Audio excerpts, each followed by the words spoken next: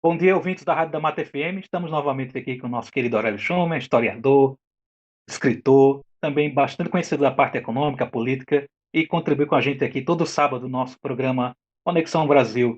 Aurélio Schumann, muito obrigado pela presença. Bom dia. Bom dia, ouvintes da Damata FM, bom dia, Jacaúna, bom dia, os amigos queridos de Pernambuco. E os outros que vão nos ouvir depois, mais tarde, né? Lá no YouTube, né? Que sempre eu reproduzo aí, faço questão de reproduzir. Pra, essa participação me orgulha muito participar dessa programação. Bem, vamos aos temas então, né? Primeira questão aí do desemprego, né? O Paulo Rabelo de Castro, que foi até candidato a vice na chapa do Álvaro Dias, não sei se alguém lembra, ele foi presidente do IBGE, participou do governo Temer, e ele disse, mas o desemprego real está em 23%, porque muita gente desistiu de procurar emprego, porque está vendo aí até pela pandemia que não dá para procurar emprego. Mas isso sempre foi a chamada taxa de desocupação. O desemprego está em 13,8%, porque o desemprego é um dado do IBGE, uma metodologia universal, no mundo inteiro é assim. E se mede aquelas pessoas que não estão empregadas, mas estão procurando emprego, ou seja, aqueles que ficaram realmente desempregados. Né? Aqueles que queriam estar trabalhando e não estão. Né? Isso continua em 13,8%, é uma taxa que tende a cair, e 23% é a desocupação. Nós temos a desocupação alta, o chamado fenômeno do nem-nem aí, né? Aqueles que não trabalham nem estudam.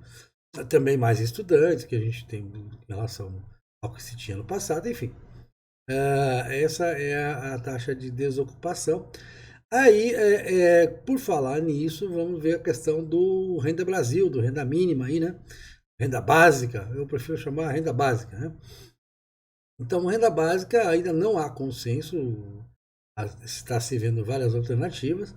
Talvez isso desemboque no imposto, mas esse imposto viria, até conversei com um deputado federal que em off, por isso que eu não vou falar o nome dele, mas um deputado federal muito influente, líder do partido na Câmara, é uma pessoa muito esclarecida, e me disse, olha, para mim faz sentido o Paulo Guedes querer desonerar a Folha, porque isso criaria emprego, já resolveria essa questão, atacaria diretamente essa questão do desemprego, que é um problema que aflige muitas pessoas que estão procurando emprego e não conseguem. É um sofrimento muito grande, é um sofrimento intenso que essas pessoas têm e que precisa ser resolvido porque são pessoas que querem trabalhar, que querem produzir, e é fundamental para o país que essa base produtiva seja maior, porque a qualidade da nossa democracia sempre será diretamente proporcional à quantidade de pessoas que vivem de seu próprio esforço. Né? Ou seja, que trabalham efetivamente, seja como empreendedores, seja como empregados. Então, isso é fundamental para o país. E aí se criaria realmente, de repente, o Congresso, depois da eleição, esse deputado vê espaço para, numa grande negociação, num grande acordo nacional que está se desenhando aí, que eu sempre venho falando, se poder ter um tipo uma CPMF ou algo equivalente, um imposto sobre dividendos, enfim, se haver um aumento de carga tributária, porque não adianta. Você esticar a dívida pública também é carga tributária, porque você está jogando carga tributária para o futuro, tá jogando uma carga para as próximas gerações pagarem, uma conta para eles pagarem. Não dá na mesma, né? Então não adianta ter que fazer, fechar a conta. É importante fechar essa conta. Não podemos deixar de fechar a conta. Até para evitar, né, solavancos de mercado. O mercado está mais calmo essa semana, a propósito de mercado. Mas foi uma semana mista, muito em função do que está acontecendo nos Estados Unidos, que está se buscando um acordo lá entre os republicanos e democratas para mais um pacote de estímulo. Eu não sei onde isso vai parar, mas tá aí, tá indo, tá andando esses pacotes de estímulo e estímulo a gente vai indo. Aquelas velhas noções sobre o valor da moeda, valor fiduciário e tal, sobre lastro de moeda. Lastro de moeda a gente abandonou faz tempo, quando abandonou o padrão ouro. Mas essa questão da confiabilidade da moeda, eu não sei até onde isso vai. Por enquanto, é como já disse aqui, por enquanto está indo, ninguém está nem notando a pessoa comum, o consumidor no seu dia a dia, o empregado, empreendedor não está notando isso. Até falar nisso, tive uma conversa essa semana muito boa aqui no canal, recomendo, você que sempre pede minhas redes sociais, com o Nelson Asher, uma segunda conversa que eu tive com o Nelson Asher, só que essa ficou uma qualidade melhor, mais completa. O Nelson Asher é um grande pensador, um poeta fantástico, é um homem de uma cabeça extraordinária, e é um homem que tem essa capacidade, dos raros que tem essa capacidade, de ter uma visão global, ele sabe exatamente o que está acontecendo, exatamente não, mas sabe o que está acontecendo em todos os recantos do nosso mundo, né? Todos os recantos do planeta.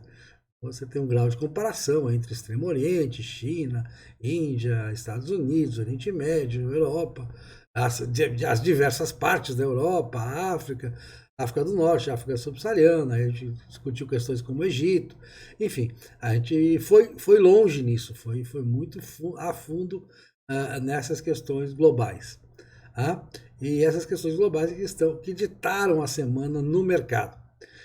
Isso com relação ao mercado. Bom, agora vamos falar do assunto que todo mundo está esperando. Né? Depois, no final, a gente deixa as eleições municipais para o final, mas vamos ao assunto que está na boca do povo, está na boca de todo mundo.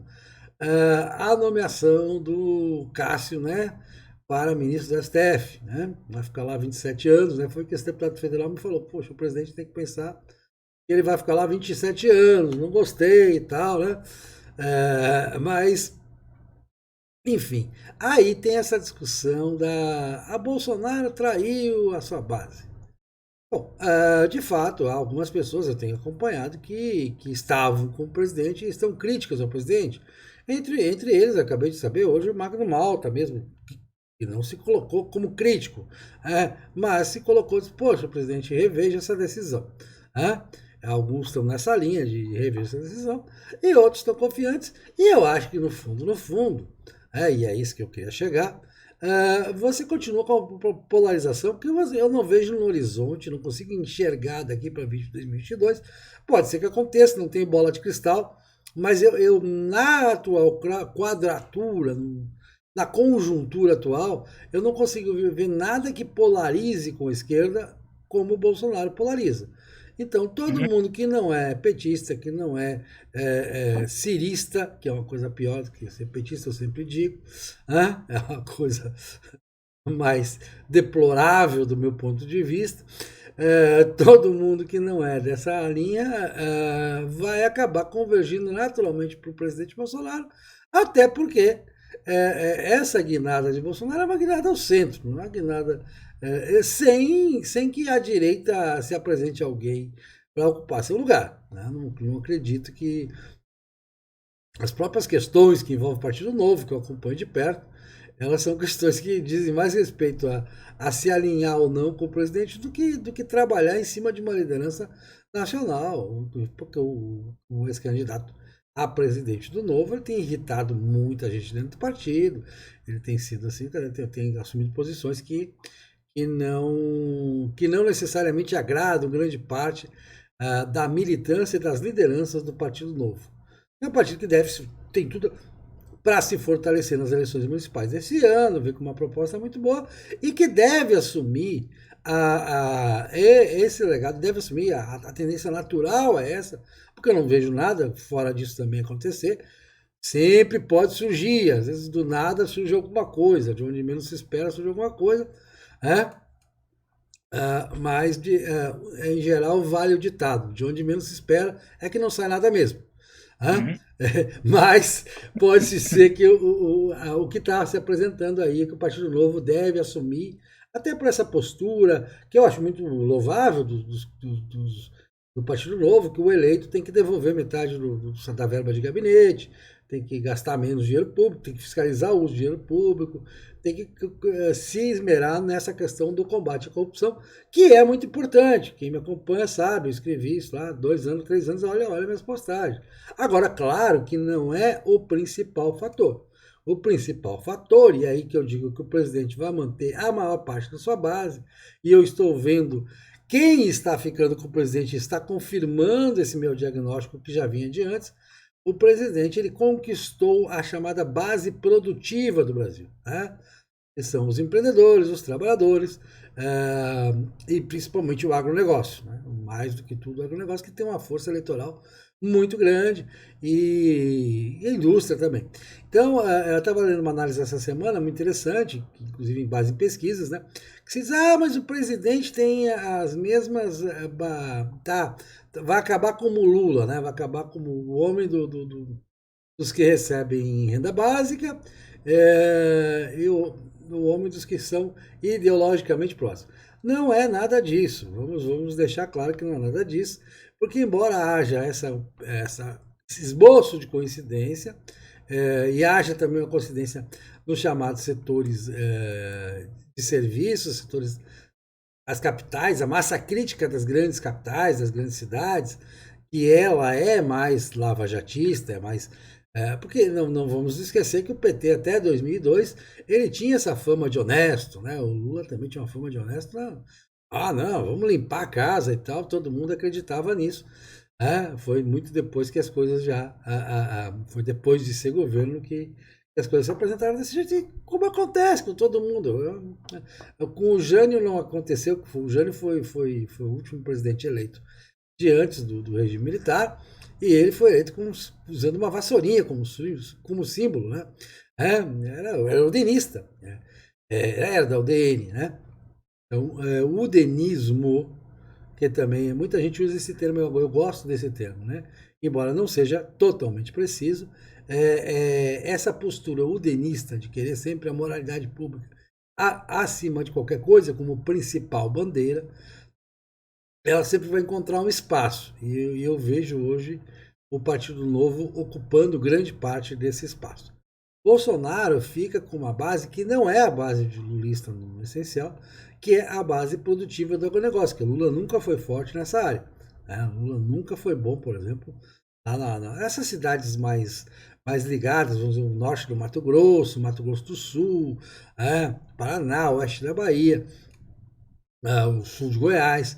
Essas áreas que são muito fortes em agronegócio, em produção, que tem muita indústria, elas nunca foram lulistas e são bolsonaristas raiz e tendem a continuar com o presidente. Não vão colocar essa questão de ministro da STF. Pode não gostar, lógico que acho que gostar, pouca gente gostou, mas quem gostou é aqueles. A parte do Congresso das corporações que representa o brasileiro comum, sei que o brasileiro comum se sinta representado nessa parte. Né? Mas continua, tá tudo bem. Teve até Renan Calheiros essa semana e tal, dizendo que o governo fez o que é certo. Enfim, né? Quem diria, né? Quem te viu, quem te vê. Mas isso eu já esperava. Quem não esperava que Renan Calheiros, passado as mágoas da eleição para o Senado, porque um dia passa, por mais tempo que o tempo sempre age contra a permanência das mágoas, né? Porque você não vai ficar o tempo inteiro na chuva por causa de uma mágoa. A chuva continua caindo e você começa a esquecer da mágoa e começa a querer se abrigar. E é isso que faz o Renan Calheiros, esperadamente. Eu já previa isso lá atrás. Claro que ele se sentiu traído na época, foi um away, né? O nosso amigo Renan Calheiros. Mas quem tem. É um artista. Mas eu acho que é muito na prática, que ele tem um filho governador, né? Tem o Renan Filho. Então ele depende muito para a continuidade do clã, né? Porque em Alagoas tem muito essa coisa de clã. Teve até essa semana uma matéria lindíssima, né? O racha na família Beltrão, que é uma família que controla a política, controla, modo de dizer, não, é democrático, não tem nada de coronelismo nisso. Vamos guardar as proporções, né? Não existe mais coronéis da Guarda Nacional. Controla o litoral sul de Alagoas, né? O litoral de Alagoas fica abaixo de Maceió. Então, aí houve um racha na família, aquilo foi um grande comentário que mostra realmente, né? Poxa, até Arapiraca elegeu um senador com essa base familiar, né? Cunhas lá de Arapiraca. Alagoas tem muito essa tradição das famílias.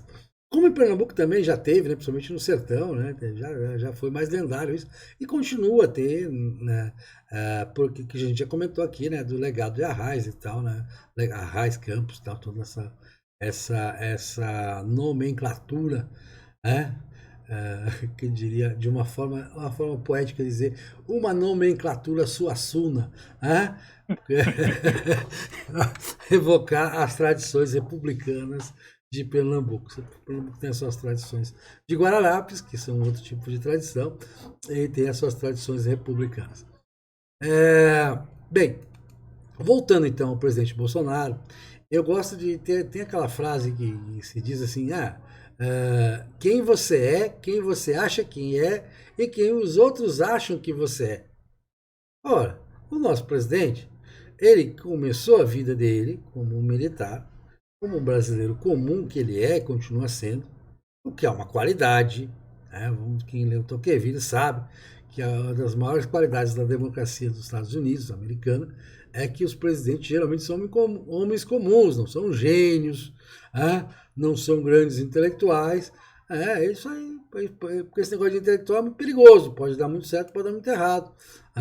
Pode, pode não ser boa coisa. Eu prefiro confiar no homem comum do que no intelectual. Isso é uma lição que a história meio que nos ensina também. Tá?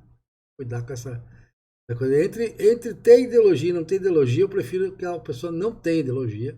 Eu acho mais seguro o caminho. Então, o Bolsonaro é muito esse brasileiro comum. E lá, de repente, se vê num determinado momento com uma dupla acepção, nos anos 1980, de ser alguém que forma uma base que, com o sindicalismo proibido, continua proibido, o sindicalismo entre os militares, né? Se torna um líder sindical dos militares, exigindo salários, condições de trabalho, essa coisa toda. E, ao mesmo tempo, no momento em que se malhava o regime militar de todas as formas possíveis e imagináveis, era visto como uma grande mancha na história do país, ele relativizava aquilo como muita gente tinha revisado, e que merecia realmente uma revisão. 1964 merece ainda uma revisão. Eu acho que o Brasil não se encontrou historicamente com a dimensão do que seja 1964, com seus erros e acertos, com suas necessidades e desnecessidades, né? com seus caminhos e com suas diversas fases também. As pessoas simplificam, lá o regime de generais. Não, são 20 anos, ou 21, que se queira. São 20 anos com fases, com períodos muito diferentes entre si, com outras tônicas, né? Na área econômica, na forma de gerir o Estado, na forma de ver, mais estatista, mais liberal. Tem vários, né? E que tem, lógico, você sempre gosto de dizer que tem no Marechal Humberto de Alencar Castelo Branco, um homem absolutamente admirável. Acho que foi um dos presidentes mais honrados que o Brasil já teve, e um bom presidente, independentemente da forma que foi eleito pelo Congresso, não foi eleito pelo povo. Isso foi eleito pelo Congresso dentro de uma situação que se criou, mas não vejo problema.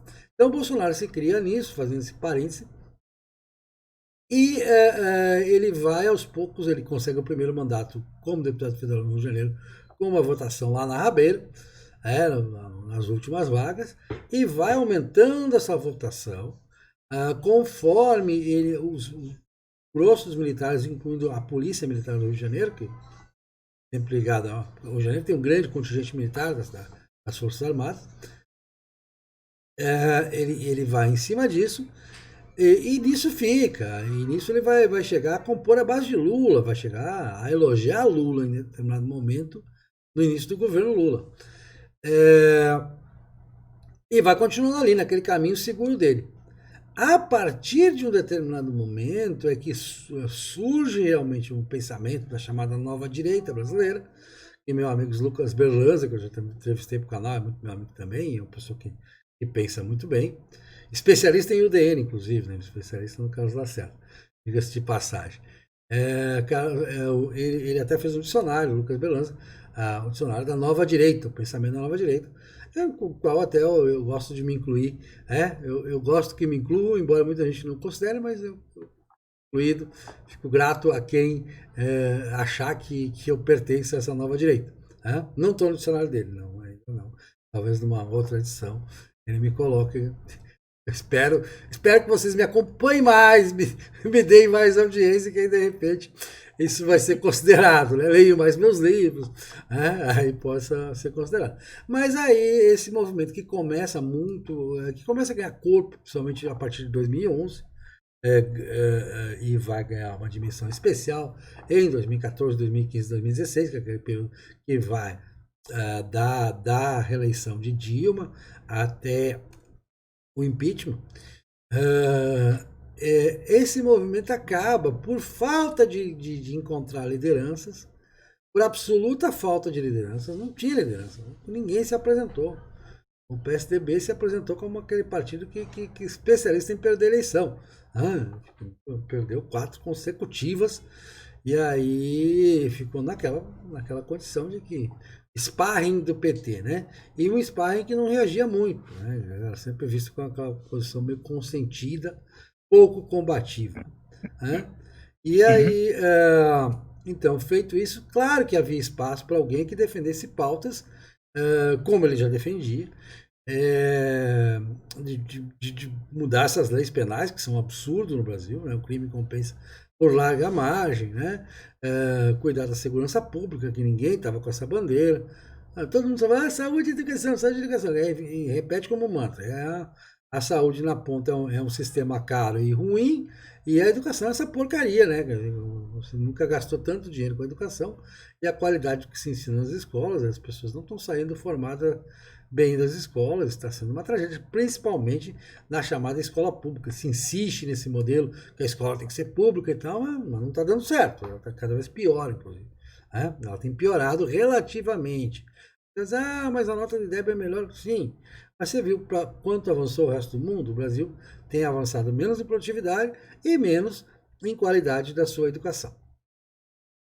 Então Bolsonaro vai assumir esse papel e ao assumir ele também ganha de graça, e aí que é o grande negócio, esse apoio das chamadas bases produtivas, né? Como você conhece municípios do sul, embora não seja todo o sul, né?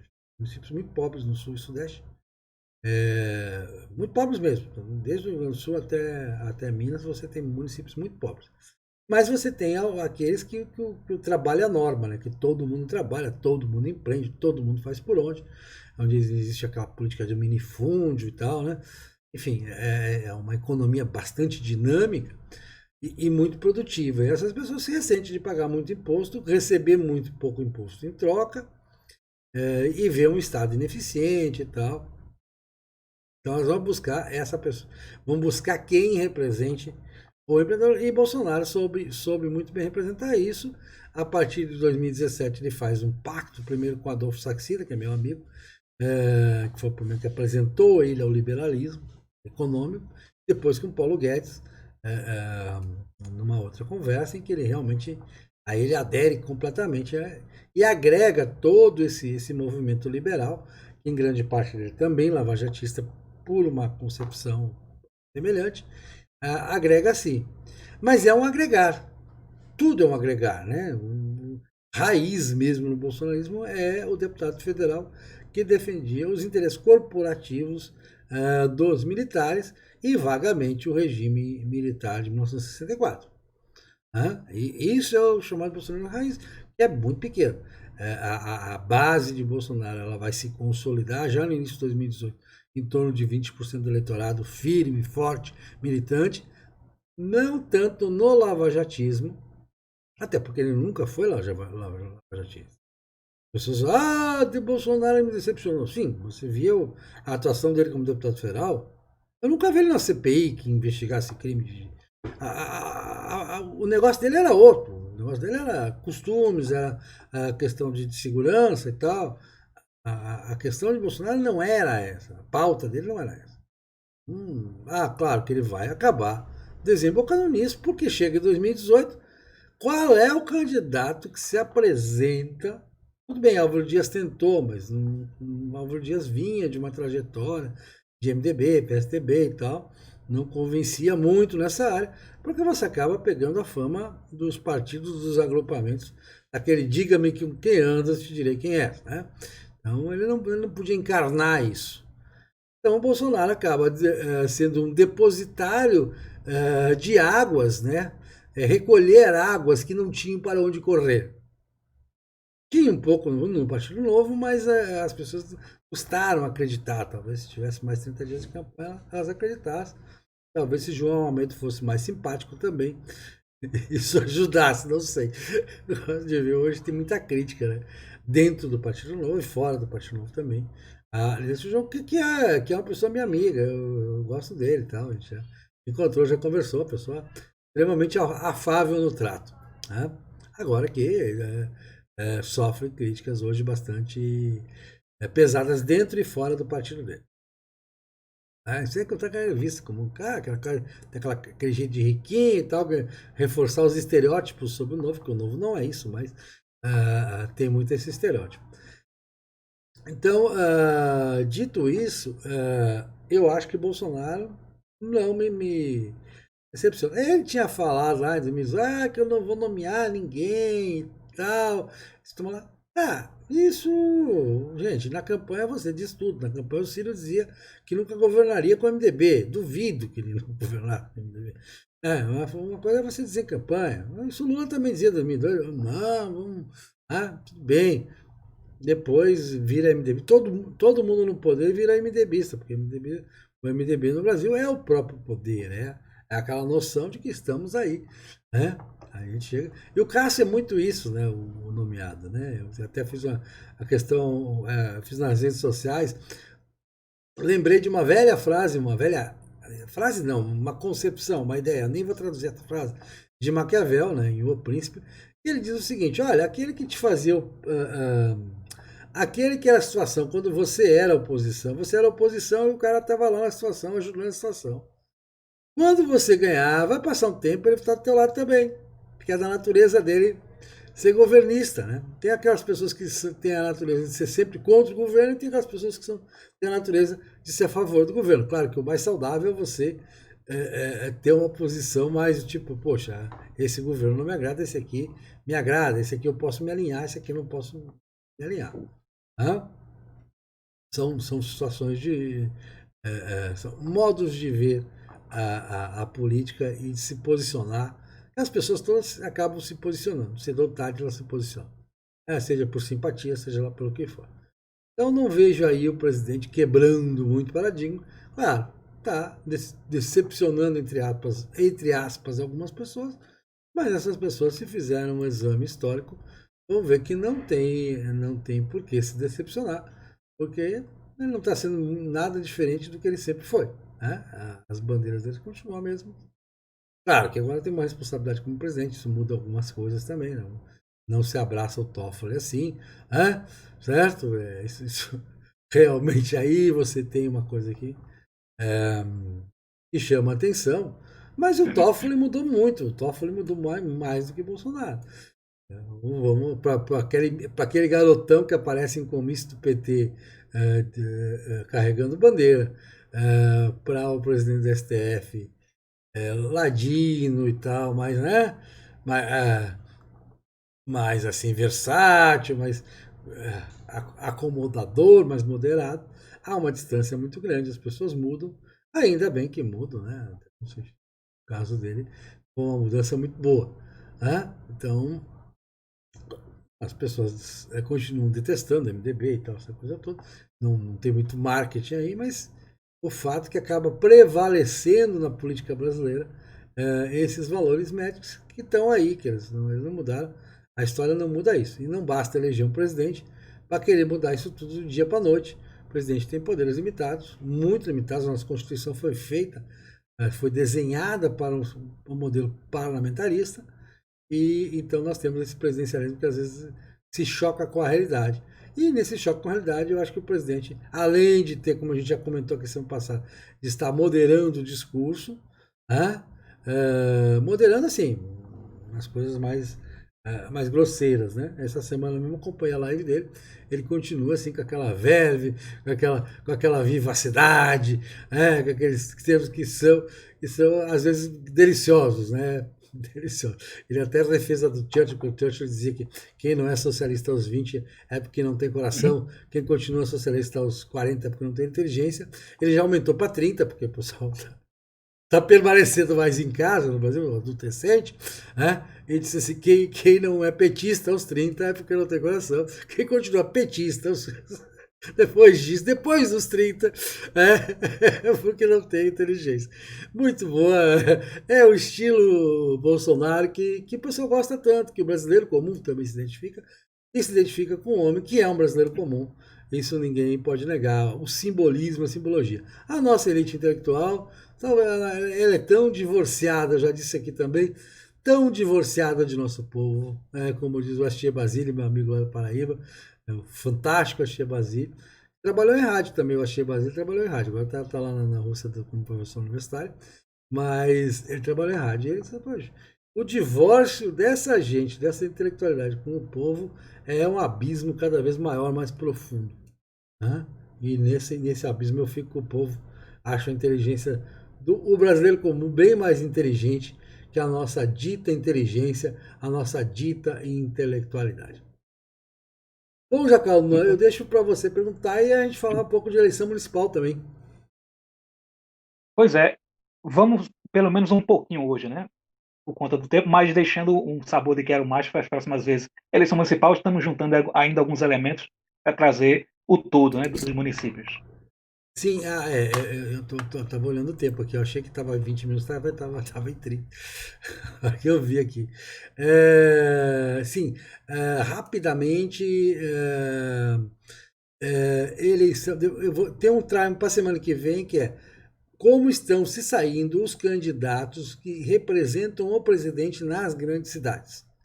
Nas grandes e nas pequenas, tá? Vamos tratar disso que é muito importante. E qual não se diz.